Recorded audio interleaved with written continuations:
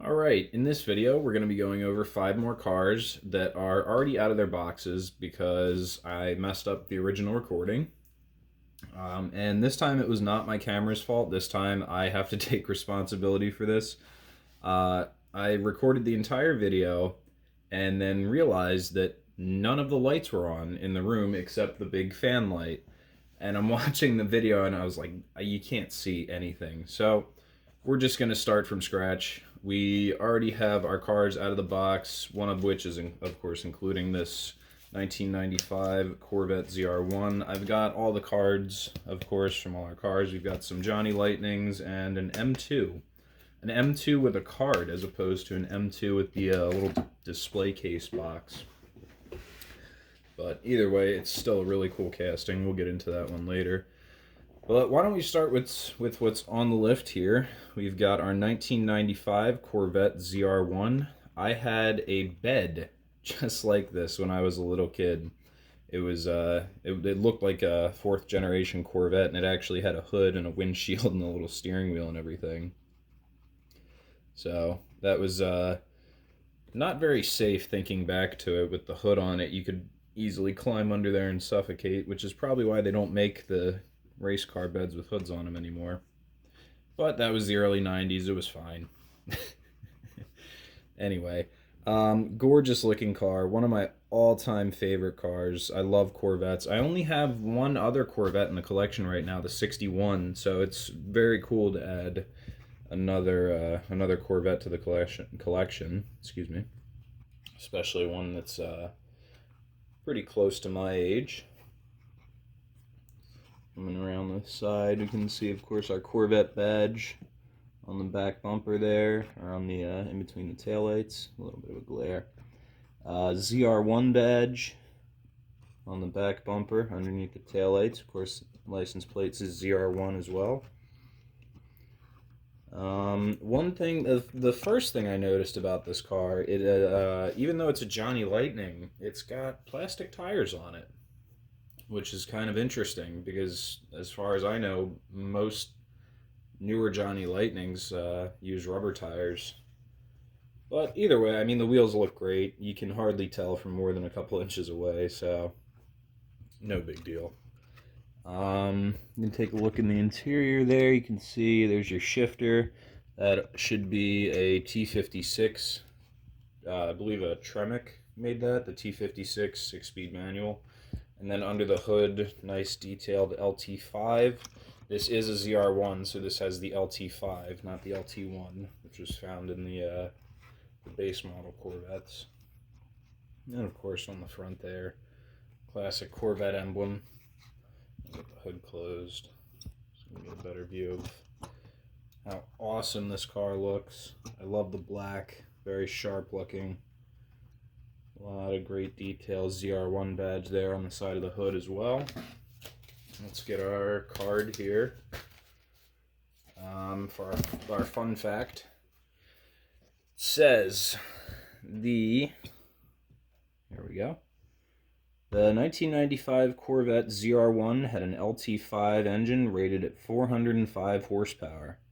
Right, so not much new information, but 405 horsepower. That was pretty impressive for 1995. You got to remember I think the 4.6 in the Mustang was making about 250 horsepower at that time, maybe less.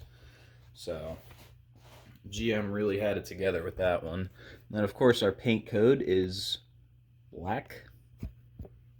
Sure is black. On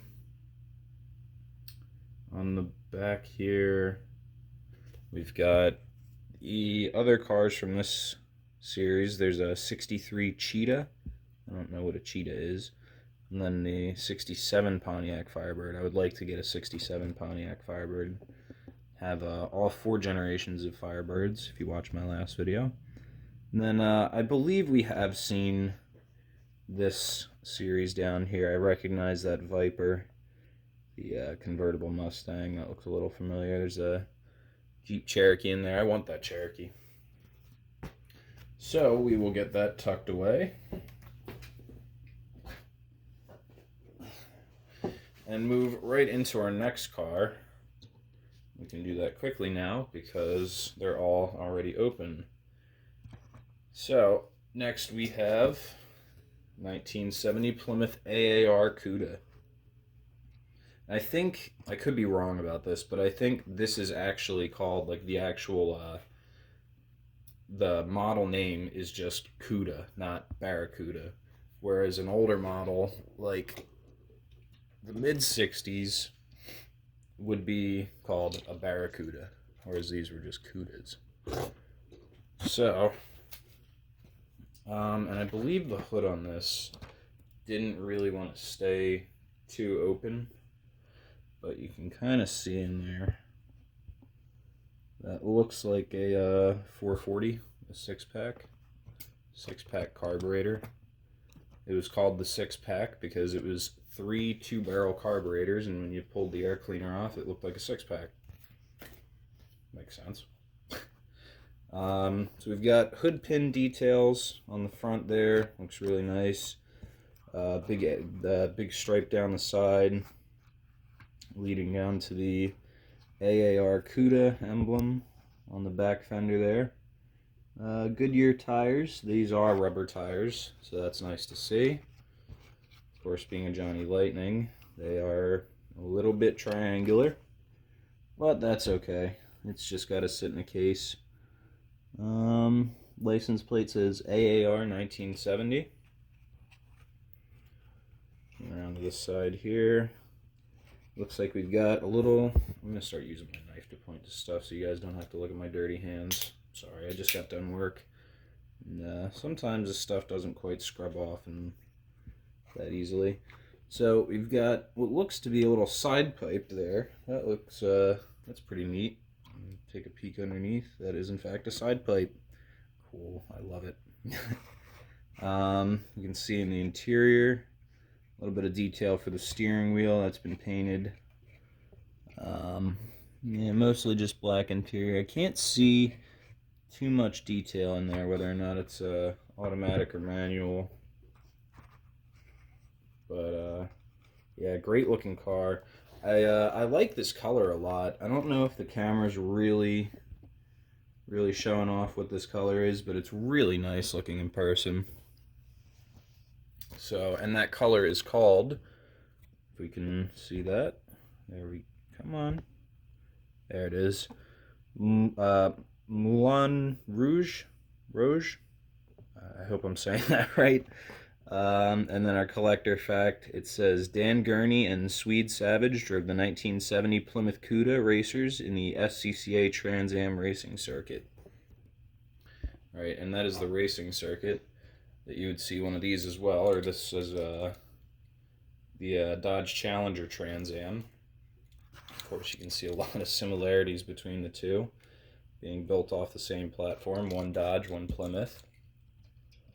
So those will look pretty cool next to each other, especially in those colors, the green and Moulin Rouge. Those look neat together.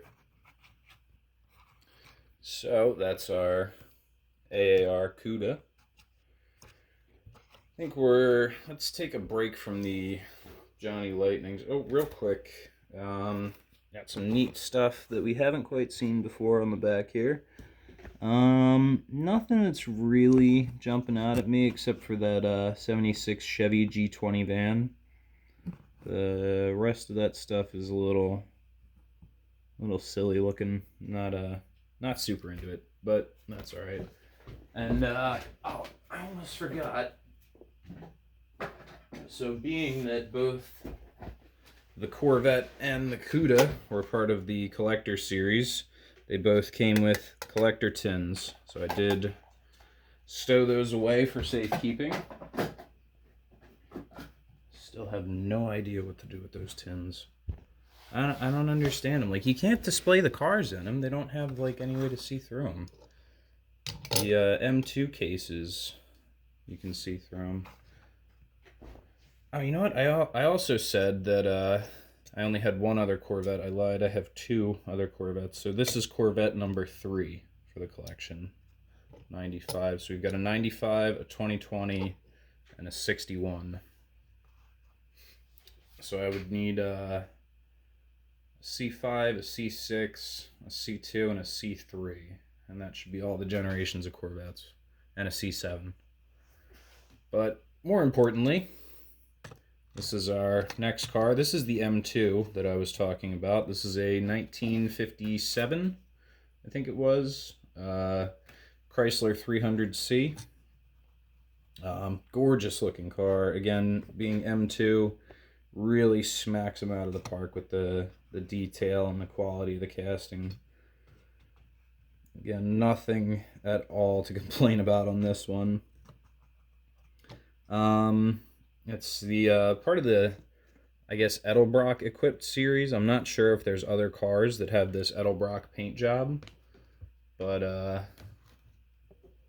yeah. And then along the side here we've got Chrysler, Plymouth, Dodge. There's our Chrysler 300C badge on the chrome strip there along the fins. Nice big fins. Again, 50s cars. I love the big chrome bumpers, stuff like that. On the trunk, we've got Edelbrock equipped. So this will sit nicely with the other M2 that I have, the competition cams, or comp cams, equipped. 67 Nova.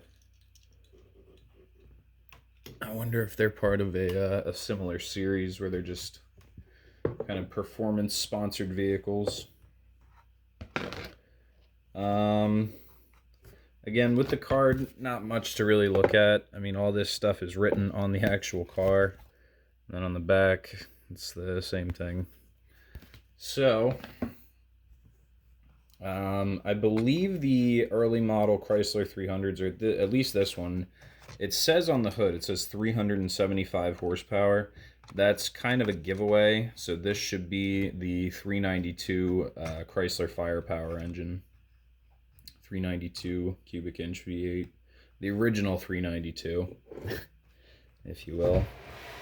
But yeah, if we bring this in for a closer look, we can see again Edelbrock equipped on the fender there. Big number 3 on the side. We can say that's for Dale Earnhardt. No, he drove Chevys. Yeah, again on this car, it looks like it should have an opening hood. It looks like you should be able to just pop that open and take a look under there, but I think with M2, they actually have a separate piece cast for the hood, and then it is permanently installed on the car when they sell it. But either way, great looking car. I think this will look really cool with the 58 Plymouth Fury that I did in a few previous video. So, moving right along, we'll get this one down here and the card tucked away. So the last one was a Johnny Lightning 2-pack. These are the Baldwin Motion Performance Vehicles. So this first one is a 67 Chevy Camaro Ss. Yeah, another 67 Chevy Camaro Ss.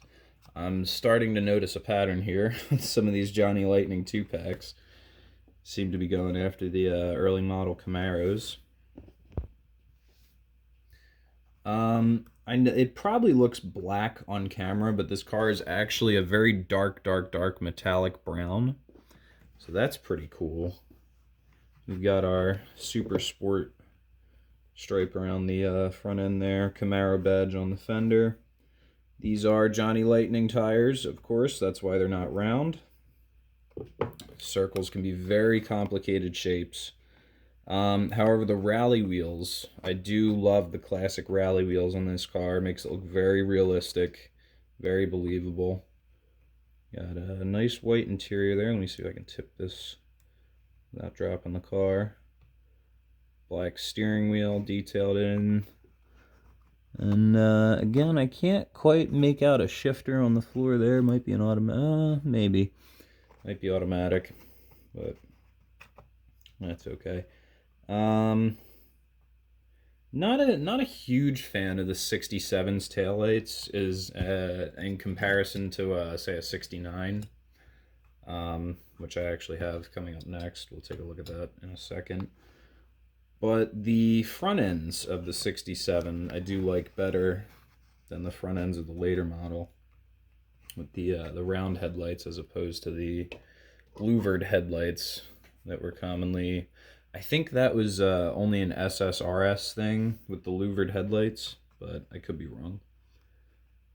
And then so for this one, our fact is, if we can focus, beginning in 1967, the new partnership between Baldwin Auto Company, a Chevrolet dealership, and Motion Performance, a high-profile speed shop, went on to become one of the most famous tuners of the muscle car era.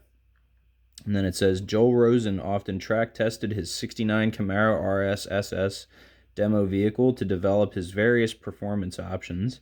Eventually, this example was sold to a local racer. So that, the second fact, is talking about this specific Camaro SS. This is a 69 SS RS. So we've got, and it looks to have some sort of 177 SSEA written on the windshield. Maybe usually see that on stuff when they're cars when they're at track days and things like that. Great looking car. I can't remember if I got the hood open on this one or not. I think I did, yes. The other one, this one didn't really want to. Well, maybe it does. Hang on. Oh, yeah, it does want to open. Doesn't want to stay open though, but we'll take a look in there real quick. I want to say that's a 396 because this is an SS, but I could be wrong, so don't quote me on that one. And then this being an SSRS, but modified, it's tough to say what's in there. You know, you never know. But it does look great. Lots of detail on the engine in this one. Nice big orange block. Can we get back on the lift here? There we go. Okay. We'll close the hood there.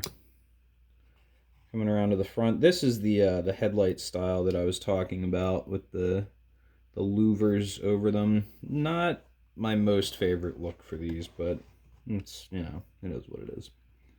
SS badge in the front there, and then coming around to the side, of course, you've got your SSRS style side stripe. I'm not sure if these are supposed to be original wheels or if they're aftermarket. Probably aftermarket, being that this is, again, a modified vehicle. But they look like the Krager Super Sport wheels. Google those sometime. They're really good looking wheels. And this is a Target, or I keep wanting to say Target top, but it's not. It's canvas top, canvas style top, and details for the vents painted in the sides there. Coming around to the back, so this is what I was talking about with the 67, of course. This is the 69. I do like the rear end of these a little better. The tail lights and reverse lights just flow together easier on these, I guess. But yeah, again, a great looking car. And we'll take one more look at our card here.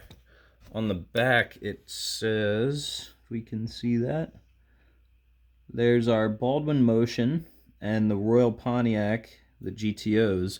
So now I do have both of these 2-packs in my collection, so that's pretty exciting. I do want to grab this Yenko 2-pack right here. The Yenko 2-pack that I have is a 67 Camaro and a Vega Stinger. This one looks to be maybe a later model Camaro and a Nova. I think the yellow one's a Nova. It looks like a Nova. Yeah, it is. So those are pretty cool. Yeah, there you go. It's a 1970 Nova Yenko Deuce. So you're going to be on the lookout for those, but we'll get our card tucked away. And how much time do we have? Yeah, that'll about do it for this video. This is going to be a long one. So thanks for sticking around to the end. I very much appreciate it. And as you know, if you enjoyed the video, make sure you leave a like, comment, subscribe. And thanks for watching. I'll see you in the next one.